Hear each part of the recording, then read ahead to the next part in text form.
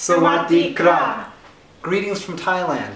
Please allow us a few moments to share with you some of the highlights from our first 3 months in Thailand.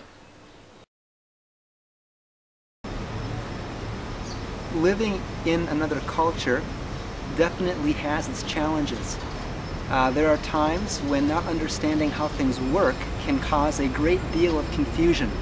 I think of the time about 3 months ago after I had broken my ankle. I went to the doctor's office and he put a cast on my leg and then he gave me the card for my next appointment time.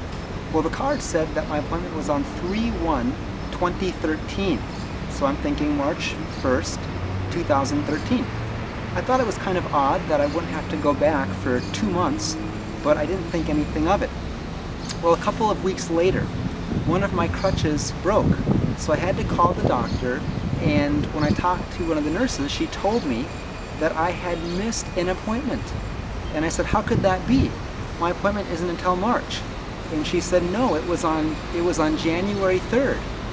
And I got to thinking, and then I realized that here in Thailand, they write the date different than we write it in America. In America, we write month, day, year. But in Thailand, they write day, month, year. So quickly we rescheduled the appointment and everything worked out eventually. When we first arrived in Thailand, we had a hard time believing that we would ever speak the language fluently. You see, the Thai language is quite difficult because it's a tonal language. In the Thai language, there are 5 tones, and the way that you say a word can completely alter the meaning of the word. I'll give you an example of the tones. For example, you could say the word my, my, my, my, my, my. Those are 5 tones, and depending on how you say it, it affects the meaning of the word. So we had a hard time believing that we could ever speak it properly. Well, we're finding that as we put in the time, as we go to class, as we spend time studying and spend time practicing, it's getting easier and people are beginning to understand us better. On a given week, we probably spend anywhere from 30 to 40 hours working on the language, going to class, doing homework, talking with friends, and so on, trying to communicate more clearly. We still make some blunders. About a month ago, Kyle and I were traveling in the subway system, and at the time Kyle was on his crutches. So while I was buying the ticket, a guard actually took him through the gates to wait for me. And while they were on the other side of the gate, the employee asked him, "So, where are you going?" And Kyle responded that he was going to Samtam.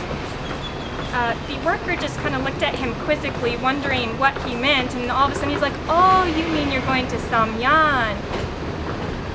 The funny thing about Kyle saying that is because Samtam is actually a popular Thai salad here. So in one sense, Kyle was saying he was going to a salad.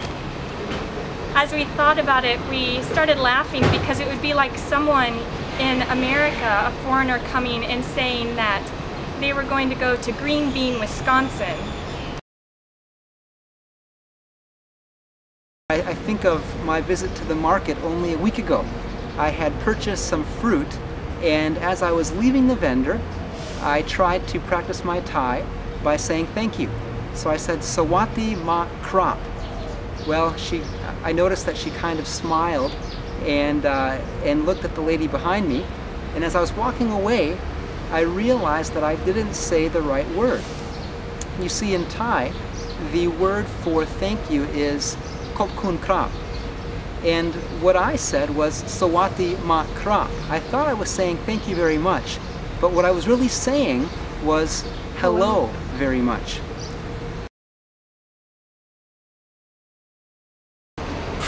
Just recently we had an experience at church. We were practicing our Thai with a church member, and partway through the conversation he told us, he said, "You speak Thai like I speak English." And what he meant by that was we spoke Thai without using proper or correct sentences, and oftentimes we didn't even use a whole sentence. but he told us that he was able to understand us. As missionaries, one of the most important things that we can do is develop solid, Christ-like relationships with people. So Cindi and I have been praying that the Lord would help us to establish friendships that would lead us and them closer to Him. And we've seen Him answering this prayer. One of my first days back in language school in February, I was talking with one of my fellow classmates, and she asked me the question. She said, "I want to know, why are you a missionary? Why did you decide to live this kind of a life?" So I began to explain, but I wasn't able to finish my explanation before class began. So I prayed and I said, "Lord, help me to be able to explain more to her in the future." Well, the following week, Cindi and I had the opportunity to go with this classmate of ours on an outing in Bangkok.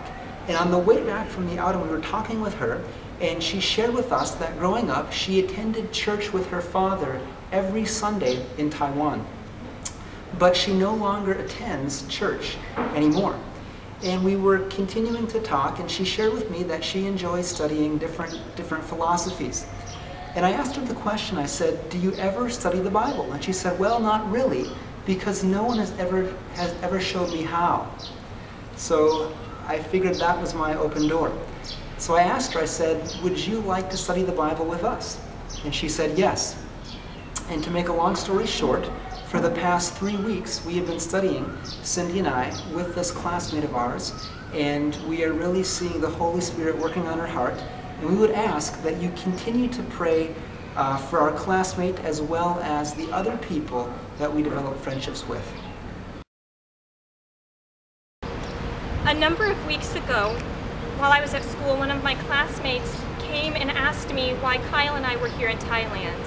As I shared with him our reason for being in Thailand, he surprised me by telling me that he envied us. He told me that he wished his life could be focused more on helping others rather than solely on financial gain. As we talked, I really felt that the Lord had providentially put us both in the same class together, and I was excited for the opportunity to share with him. Well, a day or two after that, he stopped coming to class and has not been back, and so we've been praying that the seed sown would bear fruit.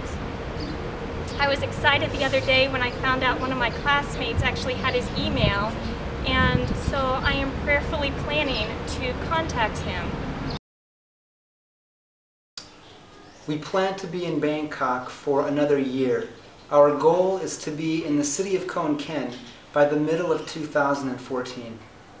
Once again, we would like to express our heartfelt gratitude for all that you are doing to make this project a reality. Your prayers, encouragement, support, and financial contributions are making a tremendous difference. Thank you very much. ขอบคุณมากค่ะ